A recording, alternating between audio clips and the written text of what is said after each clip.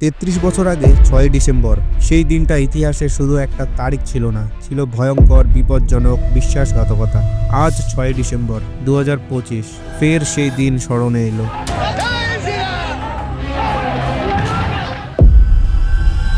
যখন এক প্রস্তাব ছড়িয়ে দিয়েছে মুর্শিদাবাদের বেলডাঙায়, একই দিনে একই নামে বাবরি মসজিদ আবার মাটি ছুঁতে চলেছে।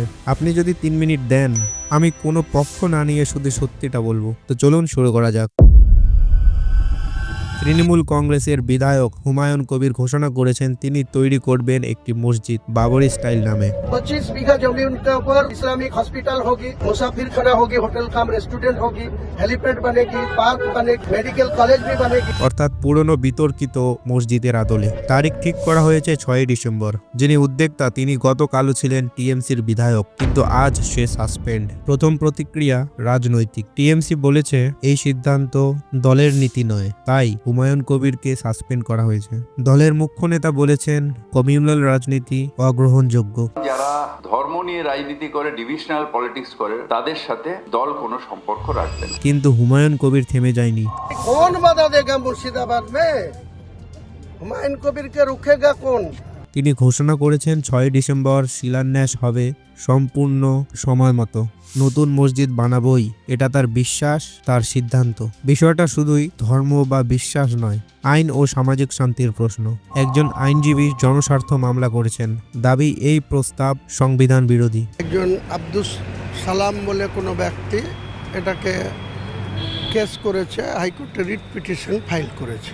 তবে সিদ্ধান্ত হয়েছে ক্যালকাটা হাইকোর্ট কোনো হস্তক্ষেপ করবে না, অর্থাৎ শিলান্যাস হবেই।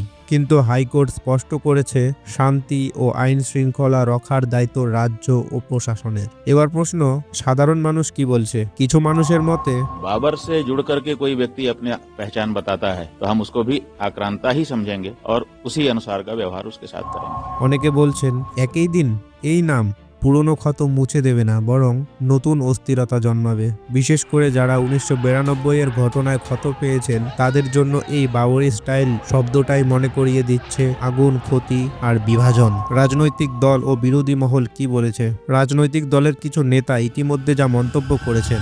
বাবরি নামকরণে আমাদের প্রত্যেকটি রাষ্ট্রবাদী ভারতীয়র যে ধর্মেরই হোক আপত্তি আছে। মমতা ব্যানার্জি জগন্নাথ মন্দির তৈরি করলেন দীঘাতে, ওই যে একটা মসজিদ তৈরি করে কি অপরাধ হয়ে যাচ্ছে? সরকারই তো রাস্তা দেখিয়েছে। পার্টির চেয়ারম্যান এবং জেনারেল সেক্রেটারি দুজনেরই মতামত নিয়ে আমরা হুমায়ুন কবিরকে সাসপেন্ড করছি।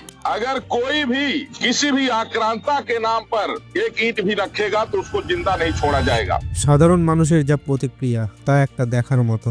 নানান জেলা থেকে লোকেরা বাইকে, গাড়িতে করে ইট নিয়ে আসছে। তারা ইটের মাধ্যমে অংশগ্রহণ করবেন সেই বাবরি মসজিদ নির্মাণের কাজে। কেউ মাথায় করে ইট নিয়ে আসছে, কেউ গাড়ি করে, আবার কেউ টোটো করে, কেউ বাইকে করে। ছোট বড়রাও বাদ নেই, এবং অনেকে টাকাও দান করছে।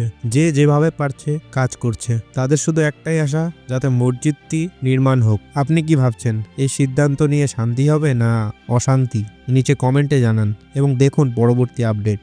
আর সাবস্ক্রাইব করতে একদমই ভুলবেন না।